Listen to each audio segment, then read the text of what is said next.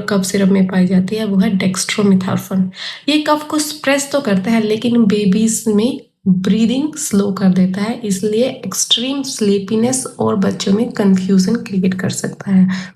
दूसरा इंग्रेडिएंट रहता है कोडेन।